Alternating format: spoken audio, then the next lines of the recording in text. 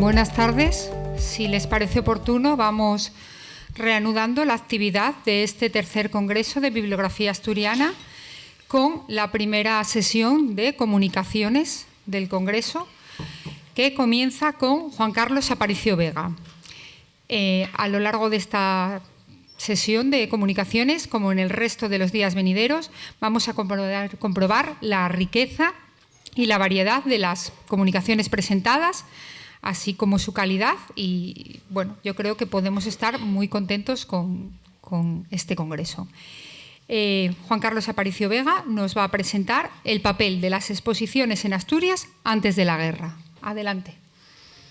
Muchas gracias, Mercedes. Muchas gracias al público. Bueno, tengo que ser muy breve. Bueno, todo tiene que ver, en mi caso, con esos efémeras, esos materiales relacionados con la actividad de las exposiciones de arte, en el caso de Asturias, y esta vez lo hemos llevado al periodo anterior a la Guerra Civil, ¿no? Si nos tenemos que fijar en un modelo, desde luego es la Biblioteca Nacional de Cataluña, a través de su unitat gráfica, en donde trabajó muchísimos años Francesc Fontbona, que fue el que abrió el camino con su famoso repertorio de exposiciones, primero individuales y luego colectivas, hace más de un cuarto de siglo, y bueno, pues claro, no es comparable nuestro circuito con el catalán, ni mucho menos, porque ya había muchísima actividad, aparte del tamaño, desde los años 70 del siglo XIX. Y bueno, tenemos que empezar diciendo que nos estamos refiriendo a esos muchas veces simples cartones u hojas que a veces presentan distintas dobleces. La forma más común es un díptico o trípticos, o incluso una hoja sin doblar. Y en esos cartones se incluyen informaciones como el título de la exposición, las fechas que comprende y sobre todo esa relación de obra presentada que nos permite rastrear la vida de una obra de arte cuando entra en el sistema del arte y especialmente en el mercado. Y bueno, pues también a veces en esos folletos o en esas hojas se incluye un texto crítico e incluso una reproducción de una obra o de dos. Poco más normalmente, ¿no? Nos estamos refiriendo sobre todo, hay dos grandes núcleos en nuestro circuito, que se consolida sobre todo hace un siglo y 10 años, 110 años más o menos, el núcleo gijonés y el núcleo betense, aunque no en exclusiva. Todo empezó, tengo que ir rápido, en la primera exposición provincial que se celebró en el Real Hospicio, donde había sección también de muebles y otros objetos artísticos, 1875, aunque el paso decisivo fue la regional de 1899 en Gijón, en los Campos Elíseos, donde ya había pabellones como estos, ¿no? Donde se mostraron espléndidamente las artes decorativas, que en la ciudad ya llevaban medio siglo de plena actividad, ¿no? Pero si hay un papel decisivo en ese final del siglo XIX es el de entidades como el Ateneo Obrero de Gijón, aquí vemos las casas de Veronda, del que quedan algunos materiales impresos que prueban su increíble actividad. Es una pena que no tenemos series completas en ningún caso para el periodo del que estoy hablando, pero ya muestran la pujanza y la vitalidad de la ciudad, por ejemplo, con esta joya que es el catálogo de mano de la segunda exposición de fotografía. Y también hay algunos materiales monográficos dedicados a algunos de los expositores que presentaron en esa sala polivalente que tenían en las casas de Veronda, por ejemplo Alfredo Truán. Estos materiales están dispersos en varias colecciones, algunos en esta Biblioteca de Asturias, provenientes fundamentalmente de fondos especiales, bibliotecas especiales como las de Rendueles, Serrano, García Oliveros, Fernández Cantelli. En Gijón especialmente es el Fondo Aduriz, el que está en el Museo Casa Natal de Jovellanos, la parte artística, aunque la otra está en el Museo del Pueblo de Asturias. Y pues aquí veis un ejemplo, ¿no? Pensad que de la mayor parte de las galerías de arte que ha habido en el mundo, y pensad que en París hubo miles, de la mayoría no han llegado estos materiales. Hay en la Biblioteca Kandinsky del Pompidou unos cuantos archivos, bastantes, pero son una parte ínfima, ¿no? Ya veremos luego los motivos, ¿no? Aquí tenemos otra joya de las del Ateneo Obrero, Mariano Moré, en este caso 1921. El mismo año expuso un artista ovetense que eran amigos de juventud, Paulino Vicente, incluso con una reproducción de un retrato fotográfico muy cuidado, y ya digo, con esas relaciones de obras, a veces las cotizaciones, pero es muy raro. En esa primera etapa, antes del año 15, es importante señalar el catálogo de ausencias, porque a veces pueden seguir apareciendo, ¿no? Nos duele especialmente la exposición de artistas locales gijoneses de 1915 en el Real Club Astur de Regatas. Si alguien lo tiene, que lo suelte, por favor, o que lo permita digitalizar en la biblioteca que le guste. Ventura Álvarez Sala fue uno de los que reinó en aquella exposición. La Universidad de Oviedo pues celebró exposiciones desde muy pronto. De la del año 16 tenemos catálogo y materiales suficientes, pero de esta del año 18 sí existe el catálogo. Pero no tenemos, lo hemos buscado mucha gente por tierra, mar y aire, sabemos que existe, está citado, referenciado. Esto es el mismo día que se inaugura esa exposición. Esta es una fotografía del fondo de Paulino Vicente, que en su día nos cedieron, donde se ve el interior de esa exposición, y esta es la anterior, de la que sí hay catálogo, cartel, etc. La segunda etapa, tengo que ir rápido, esa década prodigiosa de 1916 al 27, es cuando fragua realmente el circuito. En esos paseos dominicales de mañana, después de ir a misa de 12, empezaron a incorporarse a la vida cotidiana los despampanantes escaparates de los comercios, donde ya desde estos años se abren en el interior salas más o menos profesionales. La primera es la de los Masabeu, en la calle encima de Villa de Oviedo. Aquí tenemos a su director artístico, que era Martín Masabeu. Estaba, ya digo, en el bazar, en lo que hoy es, bueno, ahí se mostraban cosas como esta. Ya había un relevo, ya no era Ventura Álvarez Sala, ya era Evaristo Valle y otros artistas que tenían una mirada renovada, ¿no? Este es de la colección del Museo de Bellas Artes de Asturias, otro de los expositores de ese bazar Masabeu. Este se conserva en un estado magnífico. Y bueno, recientemente han aparecido otros que no estaban en su día en el catálogo. Esta es una auténtica joya. No está en la bibliografía de Ventura Álvarez Sala, o sea que esto es inédito. Este catálogo de Ventura Álvarez Sala que tuvo lugar en el Masabeu, ¿no? en el bazar Masabeu. Y esta es la única foto que se conoce hasta la fecha del interior de esa sala durante una exposición. El visitante lleva en su mano, esto tiene lugar ahí, en ese bazar Masabeu, el edificio actualmente, y el catálogo se conserva aquí en esta biblioteca de Asturias. Es una exposición de José Uría y Uría, que tuvo lugar en 1927 en Oviedo. Y esta es una de las obras expuestas. En Gijón también hubo una sala del bazar Masabeu, magnífica, en la calle Corrida. Y al mismo tiempo, prácticamente, el Bazar Piquero, en la misma ciudad, y también desdoblado en Oviedo, siempre hubo ese binomio. Luego también está el núcleo avilesino en determinados momentos muy importante.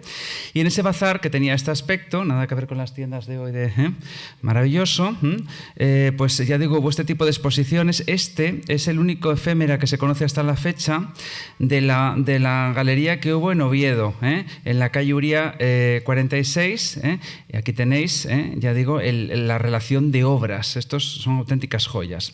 El Bazar Piquero de Gijón luego cambió de sociedad, pasó a manos de estos socios, García y Escobedo. Aquí tenéis alguna imagen del interior, de esos salones donde había cuadros, muebles, artes decorativas.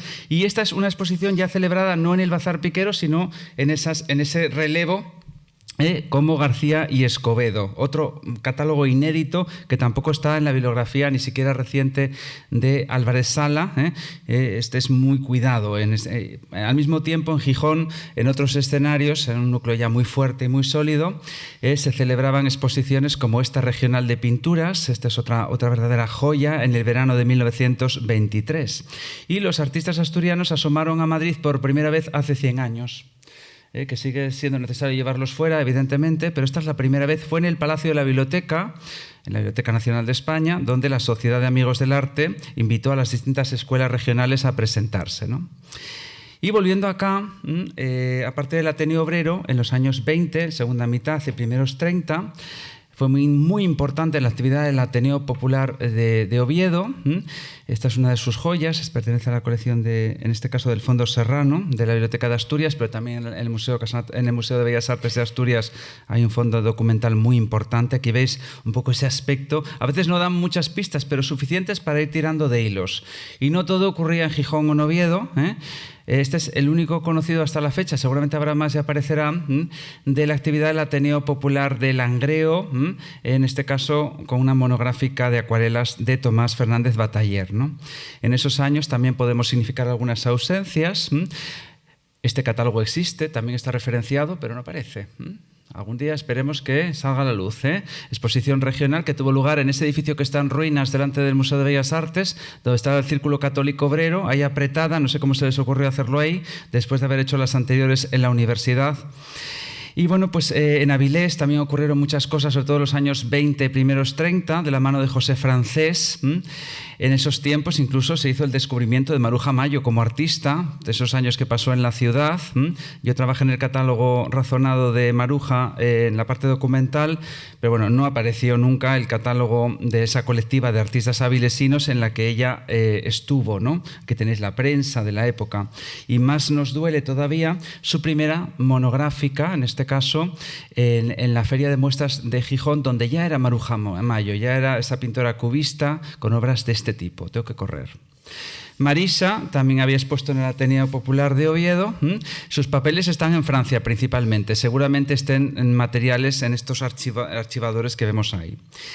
En la Guerra Civil, la pesadilla de la Guerra Civil, del 34 de la Guerra Civil, bueno, poco antes, la gran exposición del año 34 en Avilés, de la Sociedad de Amigos del Arte, que finiquita el periodo de José Francés.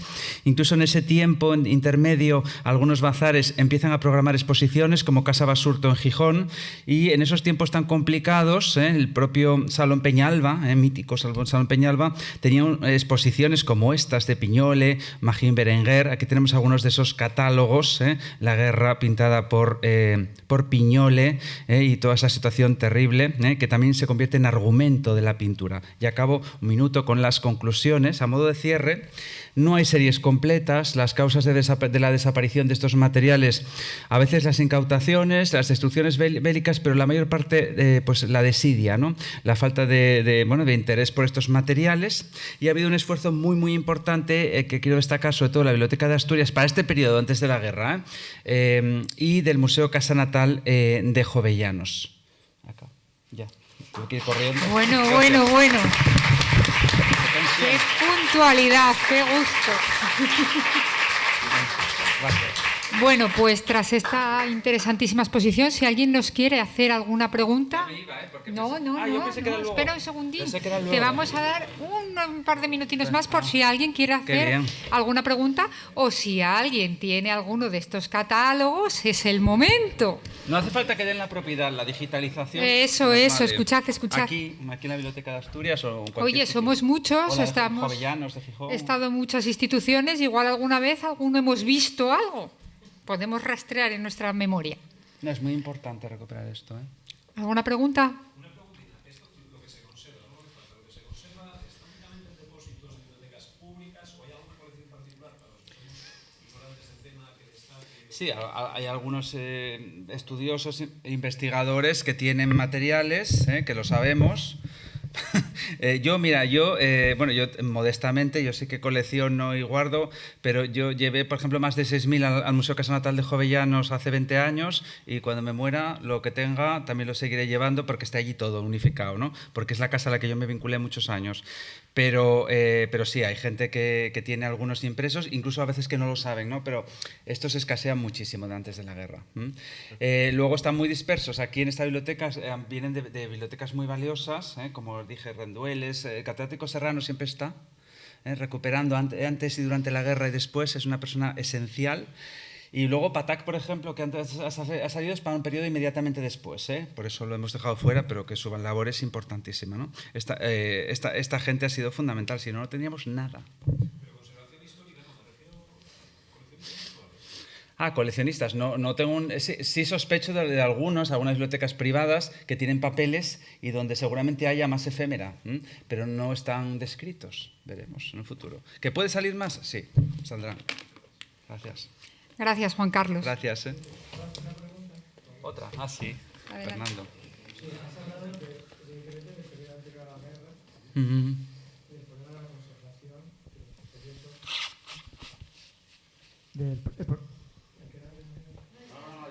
¿Ya está? ¿Se me oye? Sí, Vale. sí, se te oye.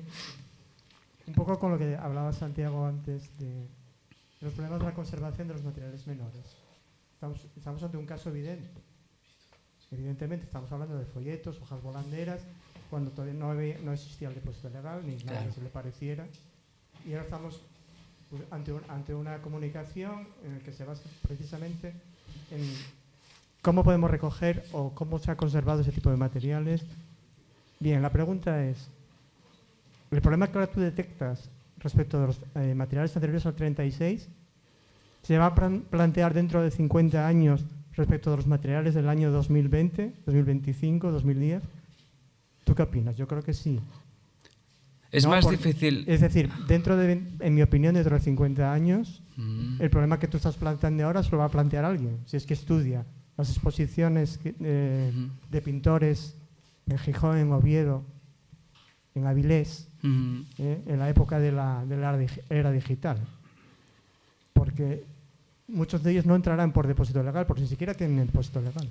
Y nadie lo recoge. De esto hablamos, sí, Fernando. De esto hablamos muchas veces.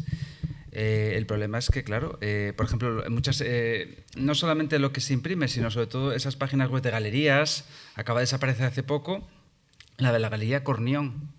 Y nadie se ha ocupado de gestionar con una institución. Oye, pues a lo mejor luego Amador Fernández, el propietario, acaba cediéndolo al Museo de Gijón o donde sea, ¿no? Pero es más difícil investigar una galería de 2015 en adelante que en los años 70, 60, 80, desde luego. Es un problema gravísimo. Desaparecen todos los días páginas. Ahora, pues el Museo de Bellas Artes de Asturias creo que va a cambiar la web. Pues veremos si se migran todos los materiales y todo lo que hay ahí. Ya desapareció la anterior, ¿no? Pues eso pasa con las instituciones y con todo. No hay una reflexión sobre eso, o no hay tiempo por todo lo que tenéis que hacer siempre. Pero bueno, no sé. Bueno, gracias. Bueno, gracias,